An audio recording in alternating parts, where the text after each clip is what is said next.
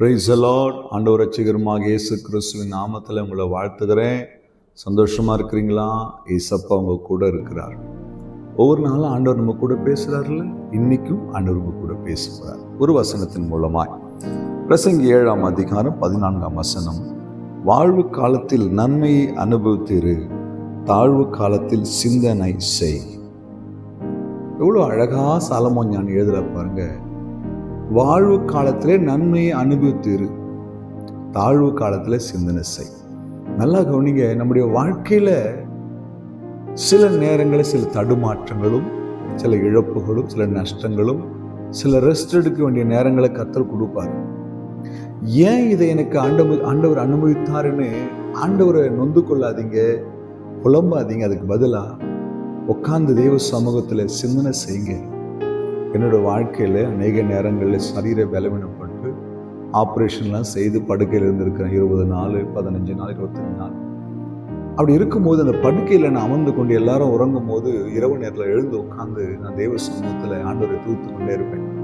அப்போ நான் ஆண்டவர்கிட்ட கேட்பேன், ஆண்டவரே இது ஏன் எனக்கு அனுமதிச்சிங்க? இது அனுமதித்துக்கான ஒரு நோக்கம் நிச்சயமாக இருக்கணும்ப்பா. உங்கள் சித்தம் இல்லாமல் என் வாழ்க்கையில் எதுவுமே நடக்க முடியாதுன்னு நான் விசுவாசிக்கிறேன். அப்போ இந்த வியாதியை எனக்கு அனுமதிச்சு என்னை இந்த படுக்கையில் உட்கார வச்சு என் ஓட்டத்தை நிறுத்திருக்கிறீங்க, இதுக்கு என்ன காரணமாக இருக்கும்? இப்படி எத்தனையோ முறை ஆண்டவர்கிட்ட கேள்வி கேட்டு பதிலை பெற்றிருக்கிறேன். ஆண்டவர் எனக்கு கற்றுக் கொடுக்கிற அந்த காரியம் ரொம்ப ஆச்சரியமாக இருக்கும். அது பின் நாட்களில் அநேகரை தொடுவதற்கு, அநேகரை கிறிஸ்துவின் பக்கம் திருப்புவதற்கு அது உதவியாக இருந்திருக்கிறதை நினைத்து நான் ஆண்டவரை துதிச்சிருக்கிறேன். தாழ்வு நேரத்தில் புலம்பாதீங்க, அங்கலாய்க்காதீங்க, சலிச்சுக்காதீங்க.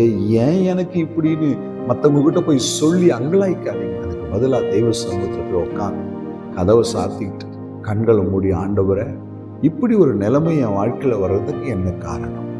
ஒருவேளை என்னுடைய பாவமா, இல்லை என்னுடைய மீறுதலா, இல்லை என்னுடைய கீழ்ப்படியாமையா, இல்லை என்னுடைய அறியாமையா, இல்லை தேவ திட்டமா, இல்லை கர்த்தர் இந்த பாதையில நடத்துவது உமக்கு பிரியமா இருக்குதா? என்ன காரியம் ஆண்டவரன் தேவ சமூகத்தை சிந்திச்சு பாருங்க. ஆவியானவர் உங்களுக்கு அழகாய் கற்றுக் கொடுப்பார். நீங்க அநேகர் செய்யற தப்பு என்ன தெரியுமா? சந்தோஷமா இருக்கும்போது, தேவன் நம்மை ஆசீர்வதித்து கொண்டே வரும்பொழுது, நல்லா உயரத்தில் இருக்கும்பொழுது மகிழ்ச்சியா இருக்கிறது. ஆனா எதிர்பாராத ஒரு கொலாப்ஸ் வந்த உடனே அப்படியே ஆண்டவர் விட்டு தூரம் அப்படியே விலகி போயிடுறது. அந்த தப்பை மட்டும் செய்யாதீங்க. ஆண்டவர் அனுமதிக்கிற எல்லாமே நன்மைக்கு நினைங்க. பைபிள் சொல்லுது, ரோமர் 8:28, தேவனிடத்தில் அன்பு கூறுகிறவர்களுக்கு சகலமும் நன்மைக்கு ஏதுவாய் நடக்கும். அப்ப என் வாழ்க்கையில் நான் ஆண்டவரை நேசிக்கிற பிள்ளையா இருக்கிறேன்னா, என் வாழ்க்கையில நடக்கிறது எல்லாம் ஒரு நன்மைக்கு ஏதுவாக தான் நடத்துவார். ஒருவேளை என் பார்வைக்கு அது ரொம்ப கஷ்டமா தெரியலாம், ஆனா பின் நாளில எனக்கு ஒரு பெரிய நன்மையை அதுல ஆண்டவர் வச்சிருப்பார். இந்த வசனம் உங்களுக்கு, இந்த வார்த்தை உங்களுக்கு புரியுதா? அப்ப தேவ சமூகத்துல உட்கார்ந்து கொஞ்சம் சிந்திச்சு பாருங்க. ஏன் எனக்கு இந்த அனுமதிக்கப்பட்டது? ஏதோ ஒரு காரியம். ஆவியானவர் எனக்கு அதை உணர்த்துவீங்கன்னு கேளுங்க. ஆவியானவர் உங்களுக்கு விலக்கி காட்டுவார். அப்போ உங்களுக்கு புரிஞ்சிடும், ஓ கர்த்தர் இதுக்குத்தான் இந்த பாதையில என்ன நடத்துகிறார். நமக்கு முன்னாடி இந்த பரிசுத்தவான்களை கூட கர்த்தர் அப்படி அநேக நேரங்களில் பல தடைகளுக்கு மத்தியிலே நடத்தினார். அப்போஸ்தலனாகிய பவுலை கொண்டு கர்த்தர் அநேக கணக்கில்லாத அற்புதம் செய்தார். ஆனா பவுலுடைய வாழ்க்கையில எத்தனை பாடுகள் உபத்திரம் வழியாக நடத்தி கொண்டு போனார் தெரியுமா? கட்டுகளும் காவல்களும் வைக்கப்பட்டதுன்னு ஆவியான மூலமா எனக்கு எச்சரிக்கப்பட்டிருக்கேன்னு சொல்றாரு.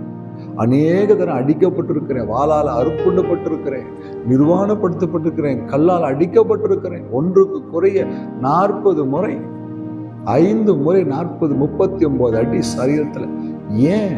கர்த்தர் நடத்துகிற பாதை வித்தியாசமா இருக்கும், ஆனா முடிவுல கர்த்தர் மகிமையாய் நம்மை கொண்டு போய் சேர்ப்பார்.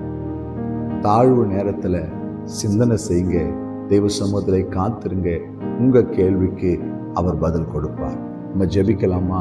இந்த வார்த்தை உங்களுக்கு புரியுதா?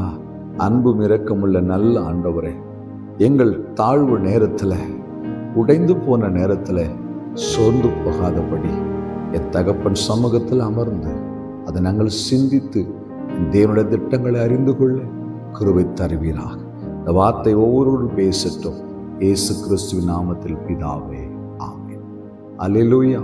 God bless you.